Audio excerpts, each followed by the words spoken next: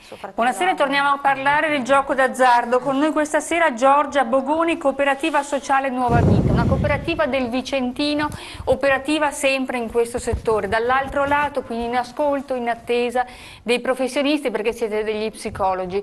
In questo senso si discuteva poco fa durante la pubblicità, dove a volte vengono fuori le conversazioni più interessanti, come la normativa, peraltro che a breve dovrebbe uscire anche un nuovo decreto Renzi, preveda uno spazio ancora più racchiuso per queste sale slot legate poi a bar, esercizi di questo tipo, quindi un'area riservata affinché non ci sia pubblicità verso la strada, affinché non attiri i giovani. Ma questo non è un rischio maggiore in questo senso, di rendere e circoscrivere quindi l'attività del gioco, nascondere, permettere un po' al giocatore compulsivo di nascondersi ancora di più, magari anche rifugiandosi dalle proprie problematiche in queste sale gioco? Buonasera. Buonasera, sì, buonasera. Noi ci occupiamo del gioco dal 2002, quindi abbiamo visto, diciamo, tutte la dinamica dello sviluppo del gioco e della gravità, no? A seguito del cambiamento della normativa, di questa apertura sul territorio, prego. Sì, quindi da questo punto di vista ci sono anche, come dicevo, rispetto all'isolamento e alla possibilità di creare una decontestualizzazione da parte del giocatore che si arriva a giocare con le tende buie, e quindi c'è proprio un abbassamento anche di quello che è lo spazio e il tempo, cioè non ci si riconosce più neanche nella dimensione dello spazio e del tempo. Questo comporta un maggior coinvolgimento nel gioco e anche una minor consapevolezza che le ore passano, come dire, no? Certo. E quindi questo può aumentare l'isolamento e aumentare anche l'alienazione. Avete riscontrato un incremento del fenomeno della diffusione di questa patologia, visto che dal 2002 seguite poi... Sì, c'è stato un aumento che è stato proprio corrispondente alla diffusione delle slot machine in particolare, quindi noi abbiamo, diciamo, assaggiato nel 2002 i primi sentori di bisogno di creare un gruppo, abbiamo creato questo gruppo. Con l'aumento delle slot machine è aumentato quindi il problema del gioco, ma non solo, con l'aumento della capillarizzazione dei servizi di slot machine, diciamo servizi, lo dico così per paradosso, no? È aumentata l'accessibilità e di conseguenza è aumentata la possibilità che le persone si avvicinino al gioco e di conseguenza aumenta la macchia d'olio, la possibilità che il giocatore dipendente diventa dipendente. Quindi sono i giocatori dipendenti, il giovane, l'anziano, c'è una tipologia, è possibile anche fare un ragionamento di questo tipo? Allora, intanto oppure è talmente ampio e diffuso? Allora sì, intanto è diffusissimo, nel senso che prende tutte le classi sociali e anche abbastanza tutte le età. Ovviamente c'è un'età centrale dove il problema è più presente, quindi l'età proprio dai 40 ai 50, almeno noi per quelli che accedono al nostro servizio. Certo. Sta aumentando nei giovani, sta aumentando anche nelle donne, e quindi sono più silenziose, ma non è che per questo siano meno presente il problema, ecco, e quindi c'è di fatto un coinvolgimento di tutte le età in questo momento rispetto al problema del gioco. Certo. Ecco, quello che si sta cercando di fare a Vicenza è in collegamento con i dipartimenti e quindi con i servizi dell'ULSS, di creare un progetto di coordinamento delle offerte di aiuto ai giocatori e ai familiari, per cui c'è una capillarità anche di servizi di aiuto. Nonostante l'aumento dei servizi di aiuto presente nel territorio di Vicenza nell'ultimo anno, in ogni caso non è diminuito al nostro servizio, che è la percentuale di giocatori che accedono. Certo. Quindi comunque c'è sempre c'è sempre un incremento di giocatori patologici. Vuole ricordare come accedere al vostro servizio? Sì. Se qualcuno da casa ci sta seguendo, come dal Vicentino ovviamente può rivolgersi a voi? Sì, può rivolgersi chiamando in cooperativa dal lunedì al venerdì al numero fisso che si può trovare anche nel sito internet. Perfetto, e l'associazione, ricordi il numero? Cooperativa Nuova Vita Vicenza. Perfetto. Claudia? Eccoci qua, i nostri ospiti del secondo studio, prego. Ecco, niente, tu prima chiedevi un familiare da che cosa può accorgersi, da che segnali può dare un giocatore che sta combinando qualcosa. Ecco, io parlo per la mia esperienza. Il giocatore all'inizio comincia con i ritardi a casa, piccole bugie per recuperare dei soldi da casa, ho bucato la gomma, mi si è rotto un finestrino, ho perso il portamonete, le scuse peggiori per poter recuperare dei soldi. Uno diventa più aggressivo, non è mai colpa mia, di quello che succede è sempre colpa degli altri, il disinteresse verso le problematiche della famiglia, sono questi segnali che lasciano presupporre che ci sia qualcos'altro al di fuori della casa. E il più delle volte è il gioco. E a proposito di questo, passerei il microfono invece anche all'altra associazione, l'associazione familiari. Abbiamo dato un numero di fantasia al nostro ospite Alice. Allora, l'associazione è l'associazione Gamanon dei familiari. Prego Alice, ci può dire da che cosa lei si è accorta che c'era un problema in famiglia, in suo marito, se non sbaglio? Sì, io mi sono accorta perché proprio appunto mio marito, che era una persona molto presente in famiglia, piano piano ha iniziato a distaccarsi, ha iniziato a stare fuori più tempo, a raccontare bugie improbabili. E in questa maniera piano piano, però io stessa ci ho messo tanto tempo a capire, perché all'inizio coprivo, giustificavo, non volevo credere neanche alle mie sensazioni. In più lavoravo tanto e tanto di più per tenere in piedi la famiglia, mi caricavo di responsabilità, coprivo i danni, giustificavo con gli altri, con i miei familiari, con gli amici, e in questa maniera è stata molto lungo capire.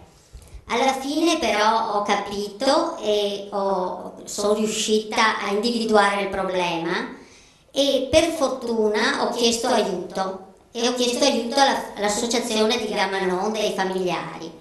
E lì ho trovato delle persone comprensive che avevano passato il mio stesso problema, quindi capivano perfettamente tutto quello che avevo passato, cosa che mi vergognavo anche a dire agli amici, alle persone vicine. Era molto difficile parlarne fuori di lì. E la prima cosa che mi dicevano fuori gli amici era: lascialo, ma non è così.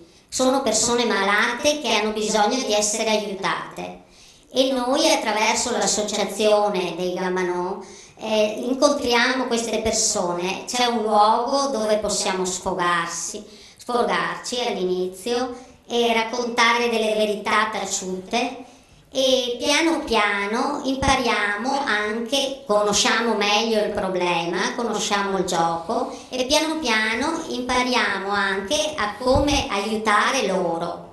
Molto spesso accogliamo familiari il cui giocatore non ha ancora preso coscienza del problema, e attraverso il percorso fatto con noi piano piano possiamo fare in modo che loro se ne prendano coscienza. Ecco. Grazie infinita. Carlo, la presa di coscienza del problema da parte di chi soffre questa malattia, ma anche della famiglia. Quanto è stata importante la sua famiglia? In questo senso lei diceva sua moglie e i suoi figli. Erano un po' anche un obiettivo da raggiungere, da riconquistare. Sì. Un giocatore, se non decide lui di curarsi, è impossibile. Anche se i familiari fanno di tutto per convincerlo che il suo è un malessere, è una malattia, è una gran difficoltà. Deve decidere lui, riconoscersi, guardarsi allo specchio e decidere di voler cambiare vita. È molto ma molto difficile, perché io ripeto, ancora è difficile per me dimenticare quello che ho passato, anche se non ho vergogna a mostrarmi, e anche se dedico molto del mio tempo ad aiutare le persone che hanno il mio stesso problema, e ne parlo in continuazione. Però esco tranquillamente, perché anche se la mia faccia è quella di giocatore di prima, la mia vita è un'altra, e quindi riesco ad affrontare meglio la cosa. i familiari hanno un ruolo molto importante, anche perché sono succubi di un giocatore che racconta in continuazione bugie, rende loro la vita impossibile e di conseguenza non è facile anche per loro vivere, soffrono più anche loro che il giocatore. È una sofferenza ben diversa. Il giocatore soffre per la mancanza di gioco, perché ha finito i soldi, perché non ha tempo per andare a giocare, mentre i familiari soffrono per le condizioni di vita che hanno. E di conseguenza è una situazione un po' pragmatica, non si riesce a capire quale sia la direzione. Il giocatore deve da solo convincersi di affrontare un percorso. Lo si può, con le dovute cautele, spingere a curarsi. Non lo si deve aggredire, perché sennò si ottiene l'effetto contrario. Anzi, io litigavo per poter uscire di casa e andare a giocare, perché se non litigavo non avevo la scusa per uscire di casa. Quindi di conseguenza sopportare una persona all'infinito, condurla in maniera gentile e buona verso una strada molto ma molto difficile, perché io penso che qualsiasi dipendenza sia difficoltosa. Alcuni ci riescono, alcuni no. Vedo altri miei compagni di gioco e di terapia di gruppo che hanno moltissime, ma molte difficoltà, anche se si stanno curando. E ancora io attualmente. Non è un problema facile. Lo hanno capito i signori della politica, però purtroppo quando si ha a che fare col denaro penso sia difficile anche la politica e anche le malattie. Poi c'è anche un altro aspetto, Prego, perlomeno quando il sindaco adotta il provvedimento, come in questo caso l'ordinanza di limitazione dell'orario, io ho visto che la prima contestazione che ha avuto da parte di coloro che gestiscono il bar è quella di dire: tu mi stai rovinando l'attività commerciale, il pubblico esercizio e in qualche modo comprometti l'economia del territorio. Ma come fa l'economia del territorio a basarsi sul gioco d'azzardo?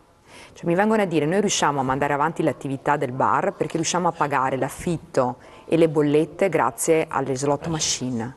Ma che attività è? Allora, io ho fatto l'esempio di altre attività gestite nel nostro... fatto sabato scorso sulla Stampa, dopo aver approvato con le restrizioni regionali. Ma allora io dico, io ho delle altre attività nel mio comune, Attenzione, c'è uno Stato che regolamenta quello che è possibile, lecito per legge fare e non è possibile fare. Perché se lo riconduciamo a una questione morale, ci sono varie opinioni, ognuno può avere la sua. Ma se lo Stato criminale non è che posso ribellarmi con lo Stato. Responsabile che deve regolamentare. Ci sono delle altre attività anche nel mio comune che per la qualità del prodotto e per la capacità anche del gestore non hanno di certo bisogno della slot machine per andare avanti. Allora, quello che si vuole in qualche modo anche trasmettere come messaggio è che la politica deve dare anche degli indirizzi anche dal punto di vista economico, perché non è possibile che si basi un'economia sul gioco d'azzardo. Certo, vuole sapere il paradosso? Mi scusi solo, il paradosso è che nel Veronese, in un paese del Veronese, posso fare anche il nome, Caldiero nel Veronese, quindi un fatto reale, successo, dei ragazzi organizzavano dei tornei a calcio balilla dove venivano da tutte le parti del Veneto, piccolo premio, 2 euro tutta la serata, per fare fuori e comprare l'uovo di Pasqua, poco più. Questo era lo scopo, per divertirsi, calcio sano, ed era un modo anche per prevenire l'azzardo. Ebbene, paradossalmente in questo Stato, leggi dello Stato, sono arrivati 7 guardie di finanza una sera, sequestrato tutto perché stavano facendo un gioco illegale.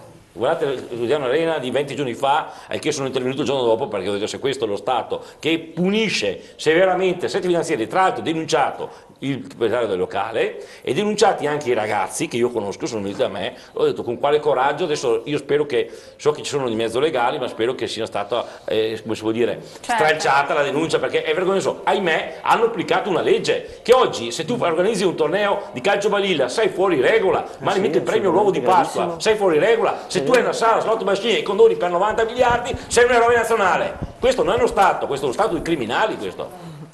Con noi questa sera abbiamo anche Marco Schiesaro, dirigente di una sala giochi appunto in Padova e ho detto correttamente? Scommesse, diverse. Sala scommesse. Cosa cambia intanto? Ma io ho sentito tante cose questa sera. Parto dall'ultima cosa del calcio balilla. Certo. Giocare al calcio balilla, secondo la tabella dei giochi proibiti, è un reato gravissimo. Sì, sì, vero. È gravissimo giocare al calcio balilla. Come giocare a carte all'interno di un bar. Se noi applichiamo il TULS, che è una legge Regio Decreto degli anni 30, sì. esatto, il bar gli si deve togliere la licenza e bisogna tirare giù la serranda.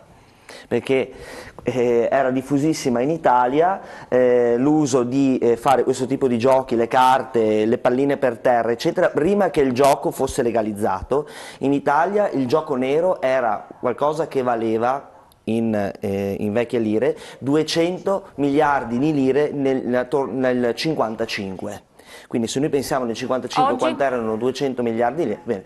Oggi vale all'incirca 120 milioni di euro, più o meno siamo lì. Allora, la legge regionale di cui parlava Valdegamberi è una legge interessante, ma che dal punto di vista temporale durerà poco.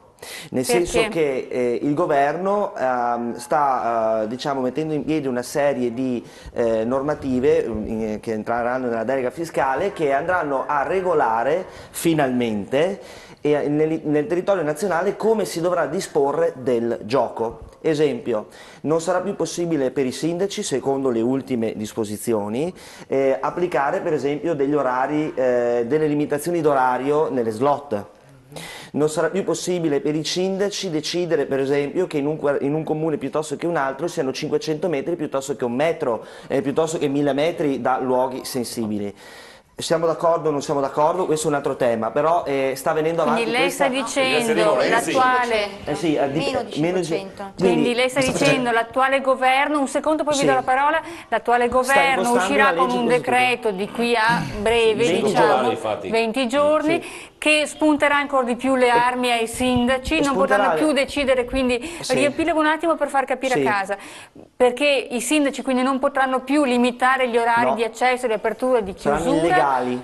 Sarà illegale. Però poi sarà illegale essere sindaco.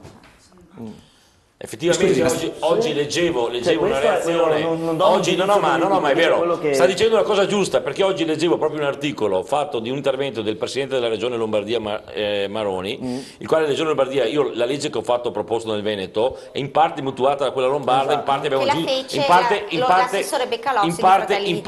parte ho aggiunto altri aspetti, anzi l'ho anche più, per esempio il loro è 0,1 l'addizionale IRPA, io ho fatto 0,2, ho proposto io 0,2, pesante nel gusto. Lombardia sono 500 i metri in parte diciamo è stata un po' mutuata. Leggevo proprio un commento per il Presidente della Regione Lombardia dicendo che guardate, che criticava questo opportuno intervento del governo, perché dice va a vanificare un lavoro che abbiamo fatto per cercare di contenere e mettere degli strumenti in mano ai sindaci perché possono fare legittimamente stabilire l'orario. Questo dice la legge del Veneto, è fra poco approvata stanotte. Però c'è un però. E effettivamente questo nuovo decreto cioè tutti i grandi concessionari italiani lo stanno aspettando con ansia. Perché? Perché finalmente, e io ne sono convinto di questo, all'interno dei bar non sarà più possibile avere le slot. All'interno di cartolerie non sarà più possibile posizionare slot, all'interno di esercizi commerciali dove il gioco è la parte preponderante, dove non è preponderante, non è più possibile avere slot.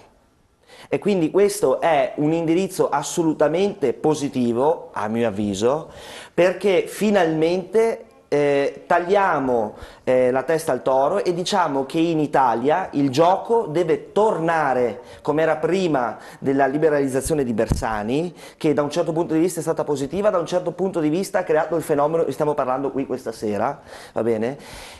Solo operatori legali del gioco come lo siamo noi, che siamo concessionari diretti di noi sanno vita, morti, miracoli, e se vogliono ci tolgono una concessione dall'oggi al domani, ci levano il TULPS 88, 86 e 110 e chiudiamo la baracca, e quindi loro sanno tutto di noi. Io cosa so se il cinese nel comune della Venturini chi è, da dove viene, dove ha preso i soldi? E quando vanno dalla Venturini e dicono voglio aprire una sala, lei non ha il suo potere per dirgli no, non la voglio, e non può neanche dire ma tu dove porti i soldi, cioè lei non ha nessun potere, magari se può lo farebbe, ma non può farlo, giusto? Bene, detto questo, il governo finalmente ha detto bene, il gioco lo diamo in mano solo ad operatori qualificati, cioè ai concessionari di gioco, come avviene in Inghilterra. Con regole certe. In Inghilterra non esiste il fenomeno che c'è in Italia, la ludopatia cosiddetta, in Inghilterra non esiste. Perché? No, Perché? non è vero. No, non esiste, Non o è meglio, numeri è fortemente inferiori. ridimensionata. Perché? Vi spiego perché. Perché se io voglio giocare, mi reco in un betting shop, dove io entro, sanno chi sono, se posso giocare, che reddito, e appena vedono che io ho un comportamento di gioco compulsivo, cioè nei comportamenti, esempio, io sto davanti a una macchinetta 3, 4, 5 ore, come a me è capitato di vedere più volte, se uno è un operatore serio del mercato, lo prende e lo porta fuori. Invece i cinesi, che sono, non dico i cinesi, però dico operatori che sono sul mercato, che non sono qualificati, che non hanno fatto i corsi come abbiamo fatto noi, se no noi la licenza non ce la davano, perché noi non siamo macchinettari, noi forniamo gioco ippico e gioco sportivo. Per quanto mi riguarda, videolottery e slot le possono buttare anche nel canale, perché? Perché sono il vero problema del gioco, il vero problema, cioè hanno scaturito i problemi di cui stiamo parlando qui. Perché? Perché lo Stato dal 2006 ad oggi ha creato dei meccanismi di gioco dove l'ingresso di denaro all'interno della macchina o la velocità dello scambio del denaro con la ricevuta e lo scambio, il ritorno, cioè l'incasso di denaro si era avvicinato.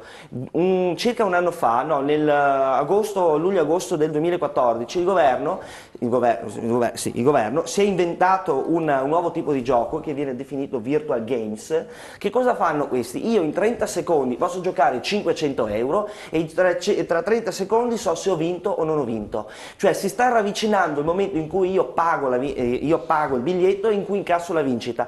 Più ravvicinato è questo gioco, più creo dipendenza. E invece noi, concessionari storici, vorremmo che queste cose qui venissero debellate, ma il governo ha deciso invece di optare per un'altra soluzione e ritornare nel gioco che era storico, cioè le scommesse sportive dove la gente crea un dialogo, al bar si va lì, si discute, si guarda la partita assieme, le scommesse ippiche, dietro l'ippica anche a Padova abbiamo un mondo importantissimo di famiglie storiche, di cavalli. L'Italia negli anni 90 è la prima al mondo per quanto riguarda il valore dei propri cavalli, lo siamo ancora, però abbiamo 4 ippodromi che sono diroccati perché l'Unire e il MIPAF non è ancora in grado di stanziare dei soldi e dire anziché tenere 100 ippodromi ne teniamo 20. E che cosa sta succedendo? Che i grandi cavalli italiani stanno andando a Nad al-Sheba a Dubai, stanno andando in America, stanno andando a Parigi, stanno andando a Londra. Quindi la cultura italiana dell'ippica e del gioco c'è e lo stiamo anche esportando, solo che alcune leggi in Italia hanno favorito la diffusione del gioco indiscriminato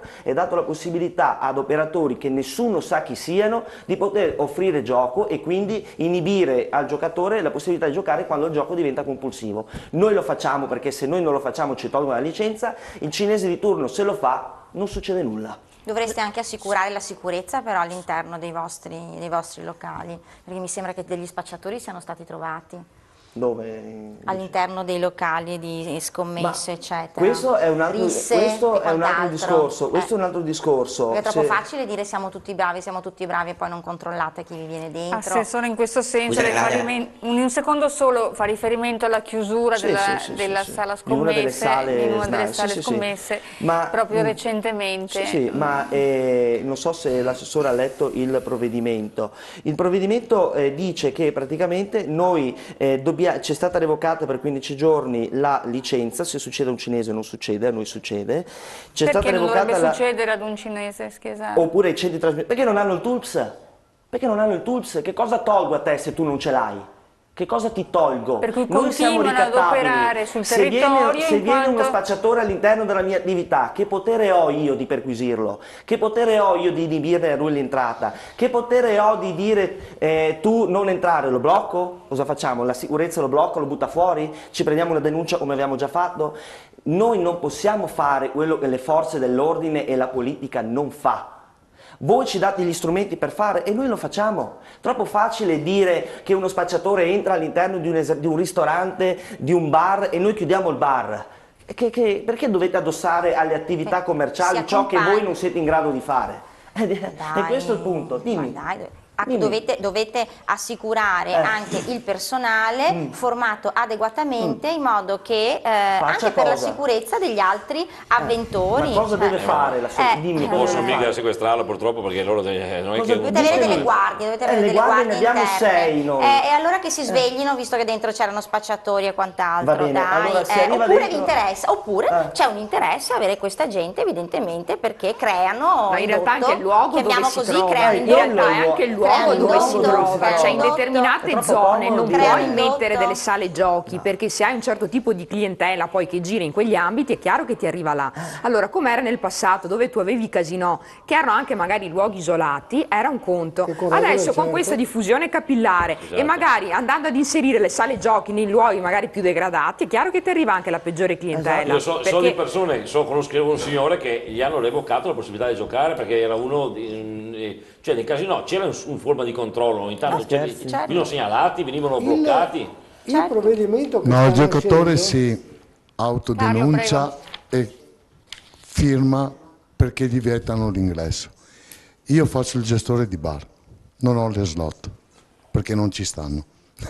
No, a parte quello, l'unica cosa che deve fare un gestore nel caso in cui vede che nel suo locale qualcosa non va, collaborare con le forze dell'ordine, denunciare, dire state qui con me, organizziamoci e puliamo il locale.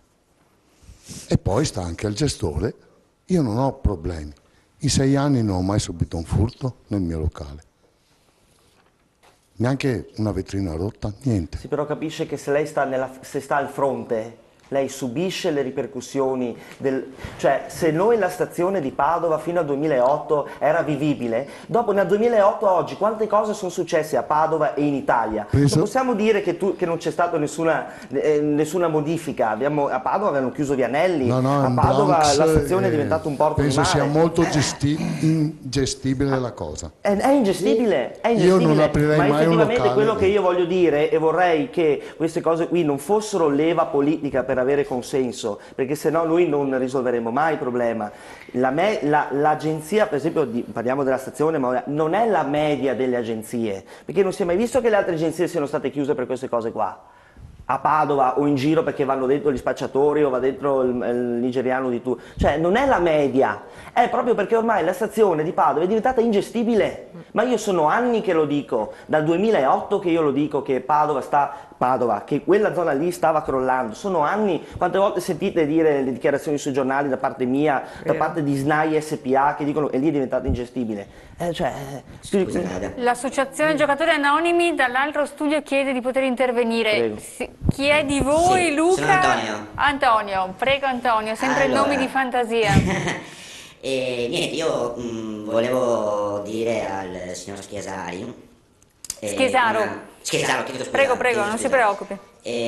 Una cosa molto semplice, noi non facciamo politica, non voglio fare politica assolutamente. Io un po', non parliamo di mesi, parliamo di 2 anni circa. Nella sua agenzia ho perso circa 3.000 euro ai cavalli, per cui eviterei, per chi sta vivendo un dramma, di pubblicizzare la scommessa ai cavalli come la scommessa ludica. qua chiudo, non voglio diciamo, far polemica. Successivamente l'unico sistema che secondo il mio modesto punto di vista per sistemare la situazione è unico, però impossibile, che è quello che ha evidenziato il signor Valdegamberi. Sì, si crea in ogni città, in ogni punto un casinò monitorato, e fine, non si dà permessi esterni a creare situazioni che poi posso assicurarvi e posso accompagnarvi con mano che in qualsiasi bar, sala slot, VLT, dove vogliamo andare, anche nel posto più prestigioso, io entro dentro, esco con droga e soldi, perché trovo lo spacciatore e trovo pure lo strozzino. I fenomeni si accompagnano purtroppo, peraltro fenomeni che noi vediamo riproposti a volte ai bambini, cioè i giochi che troviamo ai supermercati, nei centri commerciali in particolare, quindi quelle strutture importanti dove magari le famiglie la domenica vanno a fare la spesa, troviamo i giochini quelli proprio a portata dei bambini, quindi molto più piccoli, dove i bambini inseriscono magari una monetina, giocano, escono con le lucette, già si avvicina ad una piccola slot machine, che è un danno sia per il bambino, ma mi domando io, per un giocatore compulsivo, è sicuramente un richiamo ad un qualcosa da cui deve stare lontano, perché se somiglia al problema dell'alcolismo, il gioco d'azzardo compulsivo, trovarsi bombardati continuamente in ogni angolo da questi giochi, anche addirittura quando si va a fare la spesa, il problema sussiste. Sì, io stasera voglio vedere il risultato della partita di calcio. E prima di vedere il risultato della mia squadra del cuore mi devo sorbire 10 secondi sul telefonino di pubblicità di una concessionaria del gioco. Se io domani mattina vado a prendere il giornale, col resto spesso mi dà un gratta e vinci. Se io domani è consuetudine ormai. È consuetudine ormai fare entrare il gioco dappertutto. Vi racconto un fatto successo non tanto tempo fa in un comune della provincia. Una signora gioca in una settimana 50.000 euro sulla stessa tabaccheria. 50.000 euro. Nessuno ha detto niente. Sbagliato. Alla domenica questa signora tenta il suicidio e con la protezione civile abbiamo cercato, poi per fortuna non è successo assolutamente niente. Mi chiedo, ma è mai possibile che anche un esercente veda questa signora sicuramente in difficoltà, perché nessuno può in questo momento permettersi di spendere 50.000 euro in una settimana in gratta e vinci e in slot e non dica niente? Qualche volta ci vuole anche l'etica del guadagno. Io sono d'accordo con lei, ma il problema, mi scusi se mi spendo personalmente, non lo faccio in nessuna trasmissione, ma il problema è vero, deve esserci un rapporto 1 a 1 tra i cittadini, dobbiamo riacquisirlo questo, ma il grande assente è lo Stato, è lo Stato. Su questo siamo d'accordo, su questo il primo a sbagliare in maniera trasversale a livello politico è lo Stato. Poi è vero che ognuno deve fare la sua parte. Ognuno deve fare, anche gli esercenti devono fare. I cittadini compresi. Qualche volta il denaro ha odore. No, non puzza. Certo. Io credo, questa sera io mi occupo di dipendenze da 20 anni, no? Prima la tossicodipendenza, poi l'alcolismo, poi il gioco d'azzardo. Allora bisogna dire che il gioco fa male sempre. Qualcuno dice ma c'è il giocatore sociale, però anche il giocatore sociale può diventare patologico, anch'io posso diventare patologico. Una mia cara parente oggi ha vinto 1.000 euro, o ieri ha vinto 1.000 euro, oggi ha giocato di nuovo, io gli ho detto tu non hai vinto 1.000 euro ieri, oggi ne hai persi 5, perché potenzialmente tu puoi diventare una persona che si gioca quei 1.000 euro, ma anche di più. È stata una sfortuna che tu hai vinto 1.000 euro. Allora, quello che per me è importante... È così che nasce questa malattia, è così da che niente, nasce. da una giocata improvvisa, magari da un aver preso un gratta e vinci o vinto, è così semplice. Sì, ma perché questa gratificazione, il cercare sensazioni, non si parla di sensation seeking, no? L'emozione che ti dà la vincita ti rimane qui, ti rimane nel cervello destro, il cervello destro che è quello dell'emozione, e ti frega perché la memoria di quella vincita ti dà l'illusione che tu puoi vincere all'infinito. Allora noi dobbiamo pensare una cosa, che tutte le dipendenze sono un problema, che potenzialmente tutti possiamo diventare patologici, e come non so, se io bevo un bicchiere di vino e sono moderato, ho la speranza di non diventare un alcolista, ma solo il fatto che io beva mi espone al fatto di poter diventare patologico. Se io gioco Però non poco... facciamo le ordinanze per chiudere le osterie dalle 22 alle 24. Certo, ma sarebbe molto importante. Non facciamo queste cose qua, perché il gioco ha un'altra luce rispetto al vino, perché al vino abbiamo costruito tutta una storia attorno, al gioco no. Però abbiamo costruito tante balle, abbiamo costruito sul vino. Io capisco che c'è Vinitaly, che c'è la cultura del vino, però i danni che noi paghiamo, per esempio per l'alcol, io lavoro ancora, vado ai convegni nazionali con alcolisti anonimi, che sono i cugini, no, dei giocatori anonimi, e l'alcol fa dei danni stratosferici. Noi siamo la regione che produce più vino, penso, in Italia e anche in Europa, ma ce lo beviamo anche, gran parte ce lo beviamo noi. Allora, dobbiamo anche chiederci... Però si sorride. No, ma adesso lei quando mi dice questo noi sorridiamo. Però il bicchiere di vino di per sé non è nocivo. Esatto, come giocare 2 euro al Totocalcio. Ma no, ma il bicchiere di vino fa anche bene, cioè voglio dire, dopo è l'eccesso, l'abuso. È l'eccesso che è sbagliato. Facciamo un ragionamento. Ma non ricorre a uno strozzino, un alcolizzato, state completamente sbagliando tipo di dipendenza, perché c'è una dipendenza del genere, è davvero... Sì, credo che ci sia da fare un distinguo, no? Nel senso che è chiaro che chi è dipendente arriva ad avere una grave problematica con il gioco, ma è chiaro anche che c'è una vulnerabilità a una predisposizione a raggiungere una dipendenza dal gioco d'azzardo.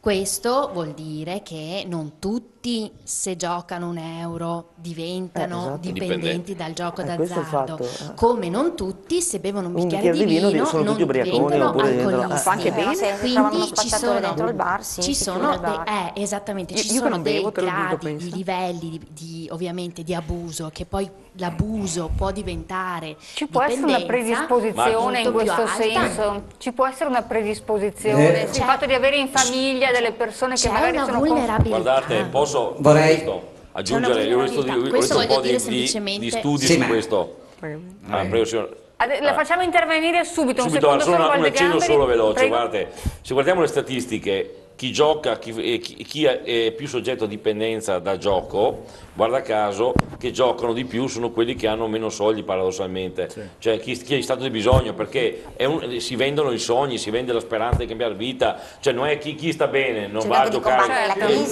e statisticamente va molto meno a giocare rispetto a chi ha uno stato di maggiore precarietà, di più bisogno, di reddito più basso, eccetera. E poi c'è anche di solito dalle statistiche emerge anche una quasi doppia diagnosi, come si dice in termine tecnico, cioè chi spesso ha una dipendenza da altre cose tende anche ad avere la dipendenza dal gioco, viceversa, cioè sono fenomeni che si una maggior spesso, vulnerabilità. In questo senso abbiamo i nostri ospiti riservati nel secondo studio che chiedono di intervenire. Sì, grazie. Se avete un attimo andiamo in pubblicità perché dalla regia me la chiamano da 10 minuti e dopo torniamo direttamente con voi. Grazie.